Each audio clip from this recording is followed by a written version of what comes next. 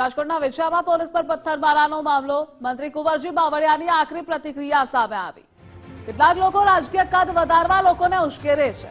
આવા તત્વોને મારો સંદેશો છે, ખોટી રીતે લોકોને ગુમરાહ કરવાનું બંધ કરો। હું કોઈના બદ ઇરાદા પાર નહીં પાડવા દઉં।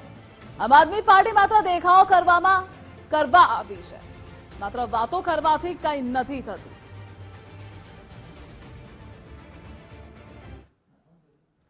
જેટલા જે અમારા કોળી સમાજના અને અન્ય સમાજના હતા એને આજે જેલ મુક્ત કરાવ્યા છે, જામીન મળ્યા છે।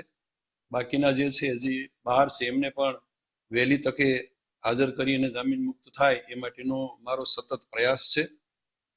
કેટલાક લોકો જે રીતે ગુમરાહ કરે છે એ વાતમાં કોઈ તથ્ય નથી ને આમ આદમી પાર્ટીના કેટલાક મિત્રો છે એ પોતાનું કદ વધારવાનો પ્રયત્ન કરે છે।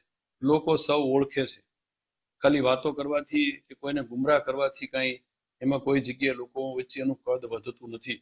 એવા કેટલાક લોકો હજુ પણ ગુમરાહ કરવાના પ્રયાસો કરે છે અને એના ભાગરૂપે આજે બધાએ જોયું છે કે સતત હું પણ આ વકીલોના સંપર્કમાં હતો અને સારા વકીલની દલીલના અંતે આ 63 લોકોને, એમાં પૈકીના કેટલાક આમ આદમીના પણ હતા, પણ તેમ છતાં અમે એવું રાખ્યા વિના છોડાવવા માટેનો પૂરો પ્રયત્ન કર્યો।